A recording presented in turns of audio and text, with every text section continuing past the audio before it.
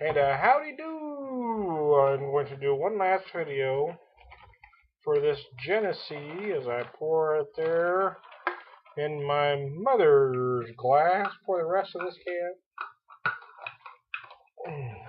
You can see how very light that is. There is a reason why I'm drinking this, and I explained it in the last video, so I am not going to rehash it again. 4.5% Brewfax type lager, first introduced 1878, alcohol content 4.5. Now, what they don't tell me, they do tell me it's introduced in 1878. What they don't tell me is if this is the original recipe. Somehow, I doubt it, but you never know. For over 125 years, Genesee, our British first beer, has been an American icon today. Every bottle, can, pint glass. There was the same full taste and quality that made it famous in 1878. Now, they're trying to lead you to believe it's the same recipe. I'm just not buying it. Brewed with 6-row barley malt, corn grits, and hops from the Yakima Valley, Genesee Beer will forever be a classic. I am not sure that in 1878, a beer brewed out of New York could have hops from the Yakima Valley. Are you picturing, cross country 1878? I'm just not sure that's even a possibility, but that's something else altogether. Oh, could be. You know what? Here's the thing I was always saying in my other video. So as I was saying, no, this by today's beer standards, no, this is not a great beer. If you're a macro drinker, though, if you're spending, this was $3.99 a 6-pack. There's some places up in St. Louis you can get it for about $16 a 30-pack.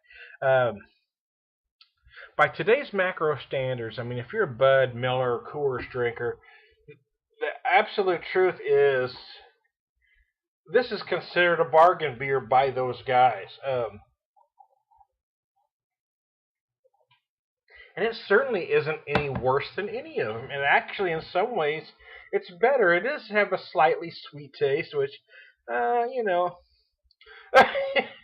it actually finishes a little crisper than say, MGD or even Bud. The trouble with Bud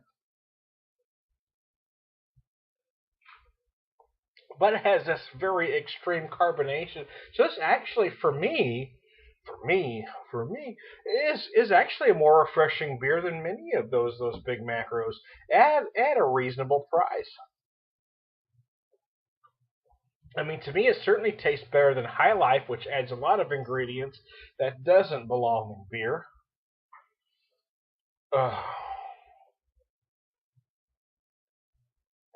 So if you're drinking those macros anyway, that's a bargain beer.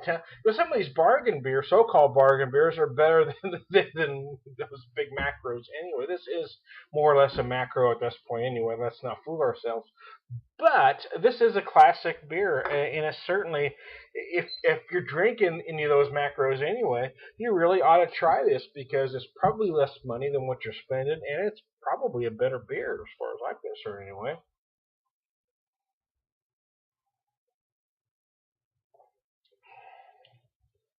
It is easy drinking. It is slightly sweet. The finish isn't terrible on it, though. That's what I'm finding a little different. Is the finish is actually much better on this than, say, a High Life or even a Budweiser. So there you go.